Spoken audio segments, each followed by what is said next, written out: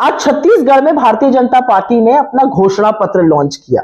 एक चीज बड़ी इसमें रोचक रही, उस घोषणा पत्र का नाम मोदी की गारंटी दिया गया है। और यही नहीं, मोदी जी ने अपनी गारंटी को बकायदा साइन करके निकाला है। ये जो घोषणा पत्र है ये प्रधानमंत्री के सिग्नेचर के साथ आया है। तो एक चीज तो है, कांग्रेस की गारंटी देखकर मोदी जी प्रभावित हुए हैं, लेकिन हम तो अपनी गारंटी को पूरा करते हैं। मोदी जी आपकी तरह जुमले थोड़ी फेंकते हैं, लेकिन अच्छी बात है, कांग्रेस से सीखते रहिए, इसको गारंटी दीजिए। दो तीन चीजें लेकिन इसमें बड़ी रोचक है।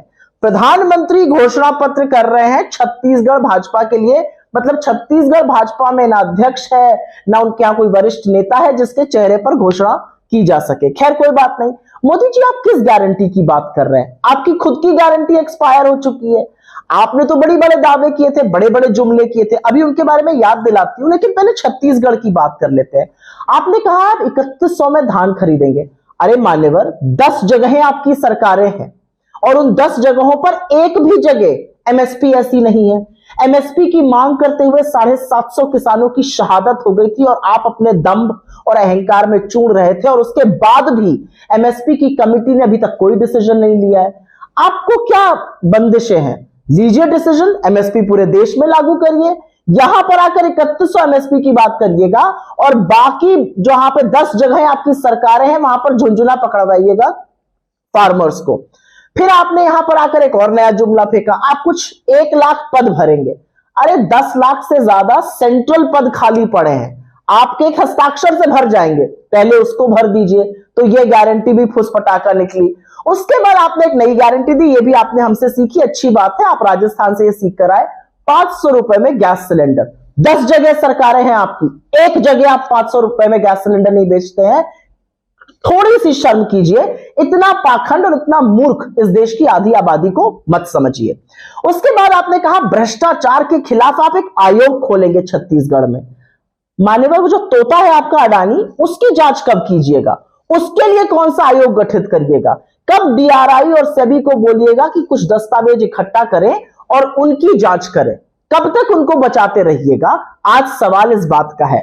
और फिर आपने कहा कि आप 5 लाख जो आदिवासी हैं उनको पट्टे पर उनका पट्टा देंगे। बगल में बहुत थोड़ी सी दूरी पर मध्य प्रदेश में आपकी सरकार चल रही है। 18 साल के कुशासन में करीब 4 लाख आदिवासियों का वनाधिकार से वो वंचित हुए हैं। हमने उनको वादा किया कि सरकार बनते ही हम उनके निरस्त पट्टों को पुनः बहाल करेंगे और उनको देंगे। ये काम आप मध्य प्रदेश में क्यों नहीं कर पाए? तो आपकी गारंटी भी आप ही की तरह अब नए जुमले लेकर आप आए हैं। लेकिन वो जो पुरानी गारंटी थी ना, जो एक्सपायर हो गई, उसका क्या हुआ? क्या गारंटी थी? अच्छे दिन आएंगे। आप तो अच्छे दिन का नाम ही नहीं लेते। आप कहते थे 15-15 लाख सबके अकाउंट में डालूंगा, एक फूटी कौड़ी नहीं आई, वो गारंटी भी एक्सपायर हो गई। फिर आप कहते थे 2 करोड़ सालाना रोजगार बनाऊंगा, अभी तक तो 20 करोड़ रोजगार बन जाने चाहिए थे, अब आप 55,000 नियुक्ति पत्र बांटते हैं, जो काम कभी डाकिया करता था, वो गारंटी भी रद्द हो गई। फिर आपने कहा था कि आप पेट्रोल और डीजल का दाम 40 रुपए प्रति लीटर पे ले आओगे, और उसने तो शतक लगा दिया। ये गारंटी भी आपकी फुसफटाका साबित हुई। फिर आप कहते थे कि रुपए और डॉलर का जो मूल्य है वो एक हो जाएगा, क्योंकि जैसे जैसे रुपया गिरता है वैसे वैसे प्रधानमंत्री की प्रतिष्ठा गिरती है। रुपया तो 83 पार कर गया, प्रतिष्ठा किस गोते में खाने में चली गई कुछ किसी को पता ही नहीं है। तो मुझे ऐसा लगता है कि जो चीन को लंबी लंबी आप फेंकते थे कि लाल आंखें दिखानी चाहिए और फलाना करना चाहिए, आपने वो कुछ नहीं किया है। आपकी खुद की गारंटी एक्सपायर हो चुकी है, वारंटी भी एक्सपायर है।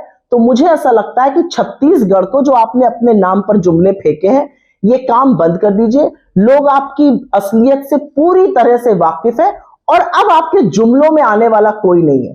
और आपकी जानकारी के लिए बता दूं, मध्य प्रदेश में थी, ऐसे ही जा रही थी, छोटे से बच्चे से बोला जुमला, उसने कहा मोदी। ये असलियत है आपकी।